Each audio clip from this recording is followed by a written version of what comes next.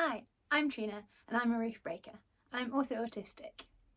Today I'm going to be talking to you about autistic meltdowns and shutdowns. So what are meltdowns and shutdowns? Meltdowns and shutdowns sort of come from the same place but have two different outworkings. They both come from being really overwhelmed. As an autistic person, there's loads of things in the world that can overwhelm you, and your brain will go into fight, flight or freeze response. The way that this looks for an autistic person could result in them being in a meltdown or a shutdown. It might be useful to think about meltdowns as explosive and shutdowns as implosive. Because of this, it can be a lot easier to spot a meltdown in comparison to a shutdown.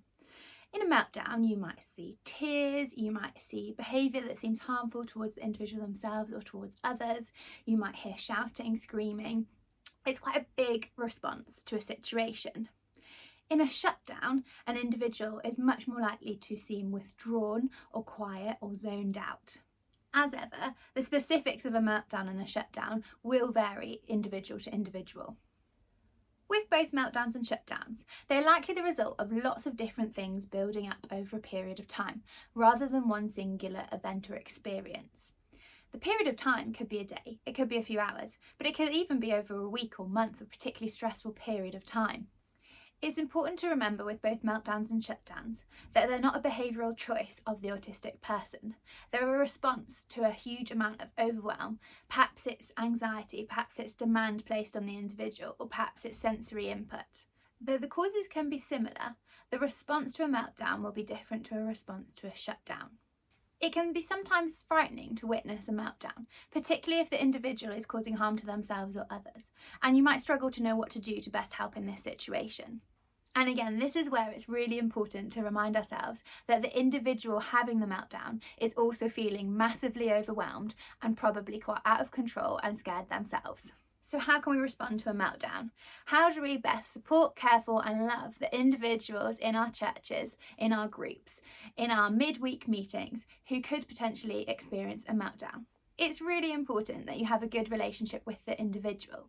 And in the case of a younger child or someone with higher support needs, also their family, carers, anyone who is involved in supporting and looking after them. It's always good to be preemptive rather than reactive. And so first up, you'll want to know ways that you can reduce the likelihood of a meltdown happening. What sort of things trigger that individual's meltdowns? What are the things that build up that they really struggle with and end up feeling so overwhelmed? Are there sensory elements that you could change or adapt or adjust to reduce the chance of a meltdown happening? Are there topics of conversation that you know this individual finds really emotive or challenging to engage in? Perhaps it's something like competition can trigger a meltdown for an individual. These are all things that we can take into consideration and have conversations with people about. By having a little bit of a plan and an awareness in place in general, you're going to reduce the pressure and the chance of overwhelm for that individual, minimising the chance of a meltdown. However, we cannot guarantee that meltdowns won't happen. As I said earlier, they're a bit of a response, fight, flight or freeze. So what do we do if a meltdown is happening and we haven't been able to avoid it?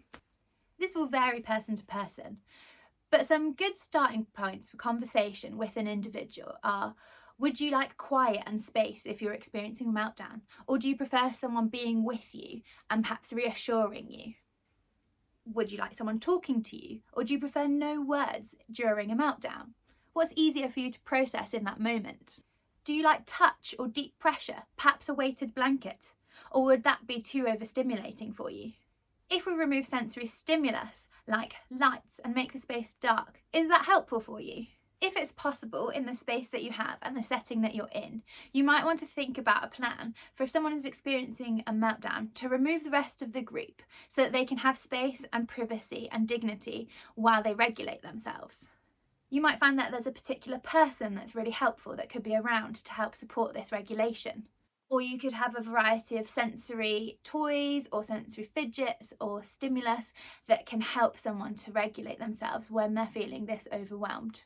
You could have a plan for a safe way to get some of the tension and energy out. For example, if someone is very likely to start hitting when they're in a meltdown, you could have pillows, beanbags, soft things that are safe for that person to hit so they're not hurting themselves or putting others at risk. This example is a good one to show that actually that hitting, that sort of impact, could be fulfilling a sensory need of regulation in that moment.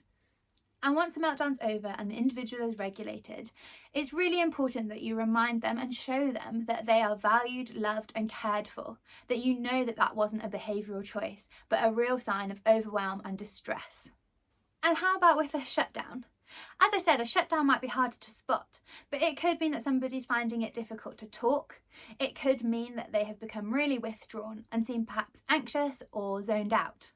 If this person is seeming unresponsive, try to remember that they're not being rude. They're just totally overwhelmed, and it's like their battery has gone from here to here and there's not much energy left for engaging. Shutdowns have been described as like trying to turn a computer on without enough power, or the cogs in your brain jamming up and just not quite working. And once again, it will vary person to person how you best support someone through a shutdown. A shutdown is much more likely to go on for a longer time than a meltdown, where the meltdown explodes and then regulate and is over. With a shutdown, it can go on for days, weeks. It can be really challenging for individuals and those around them. You can have a similar conversation with someone about a shutdown as you do about a meltdown. You can ask, would you like space? Would you like quiet? Would you like me to talk to you? Would you like there to be minimum words? These questions are all also helpful in the case of a shutdown. You might want to reduce sensory input, and remember that someone might not be able to communicate verbally, even if usually they are, or they might not be able to access their AAC in the same way as perhaps they do at other times, because that battery, all of the energy that you use for doing this form of communication, is down low. You can reassure the individual and make sure that you remove any demands that are placed on them as far as is possible. Again, you might want to know if there's a particular person who can help with regulation, or if there are any self-regulatory strategies that the individual can use, and make sure you've got the resources available for them to do that.